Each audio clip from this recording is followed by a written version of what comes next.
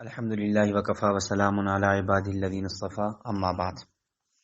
کسی صاحب نے استاد محترم متکلم اسلام مولانا محمد الیاس گھمن صاحب حفظہ اللہ کی کتاب فرقہ سیفیہ کا تحقیقی جائزہ، اس پہ یہ اشکال کیا کہ حضرت لکھتے ہیں اہل بدعت کے ایک عبارت کے متعلقہ کہ انہوں نے اپنی کتاب کے اندر حضور صلی اللہ علیہ وسلم کو احد لکھا ہے، لہذا نبی اکرم صلی اللہ علیہ وسلم کو احد کہنا کفر ہے، جبکہ یہی عبارت علماء دیوبند کی کتابوں میں بھی ملتی ہے۔ تو اگر اس بنیاد پہ وہ گمراہ ہوئے تو علماء دیوبند بھی پھر گمراہ ہوں گے۔ تو اس حوالے سے اس کا جواب سمجھ لینا چاہیے کہ ایک ہی عبارت ہوتی ہے، ایک ہی کلمہ ہوتا ہے، لیکن اس کا مفہوم قائل کے بدلنے سے مفہوم بدل جاتا ہے۔ ایک جملہ، ایک عبارت، اس کو ایک آدمی بولتا ہے تو اس کا معنی اور ہوتا ہے، اور وہی کلمہ، وہی جملہ دوسرا آدمی بولتا ہے تو اس کا معنی اور مفہوم اور ہوتا ہے۔ تو قائل کے عقیدے کے مطابق اس کا معنی اور مفہوم پیش کیا جاتا ہے۔ مثال کے طور پہ ہمارے ہاں درس نظامی میں کتاب پڑھائی جاتی ہے مختصر المعانی، اس میں ایک مثال لکھی ہے کہ انبت الربیع البقلہ، موسم بہار نے سبزہ اگایا۔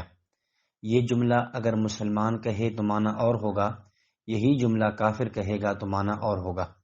جب مسلمان کہے انبت الربیع البقلہ، موسم بہار نے سبزہ اگایا، تو اس کا معنی یہ ہے کہ موسم سبزہ اگانے والی حقیقت ذات تو اللہ تعالیٰ کی ہے، موسم بہار اس کا سبب بنا ہے۔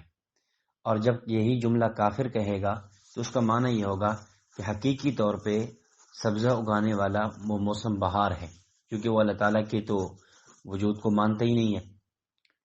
تو اسی طرح یہاں پر بھی جب یہ جملہ مسلمان علماء دیوبند جب یہ جملہ کہیں گے تو اس کا معنی اور ہوگا، اور یہی جملہ جب اہل بدعت کہیں گے تو معنی اور ہوگا۔ ہمارے حضرات نے جب نبی اکرم صلی اللہ علیہ وسلم کو احد لکھا ہے تو اس کا مطلب صرف اتنا ہے کہ نبی اکرم صلی اللہ علیہ وسلم اپنی تمام تر صفات میں یکتا ہیں، منفرد ہیں، یہ معنی ہے۔ یہ معنی نہیں ہے کہ نبی اکرم صلی اللہ علیہ وسلم احد ہیں یعنی خدا ہیں۔ جبکہ اہل بدعت جب نبی اکرم صلی اللہ علیہ وسلم کو احد لکھ رہے ہیں تو اس کا معنی یہ ہے کہ نبی اکرم صلی اللہ علیہ وسلم خدا ہیں۔ کیوں؟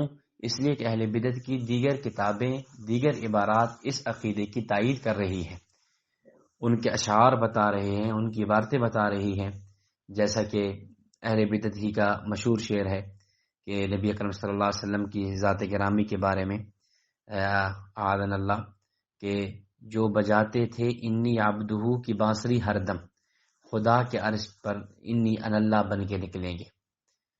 اب دیکھیں وہ نبی اکرم صلی اللہ علیہ وسلم کو انی ان اللہ خدا کا نام دے رہے ہیں، لہذا جب انہوں نے احد لکھا ہے تو اس کا معنی یہ ہوا کہ نبی اکرم صلی اللہ علیہ وسلم کو وہ خدائی اختیارات دے رہے ہیں۔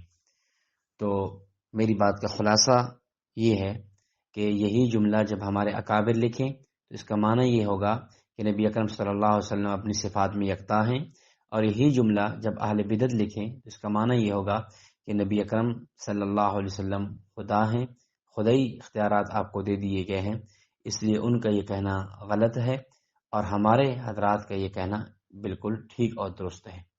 اللہ تعالی ہمیں صحیح معنوں میں اپنے عقائد کو سمجھنے کی اور سمجھانے کی توفیق عطا فرمائے۔ وآخر دعوانا الحمدللہ۔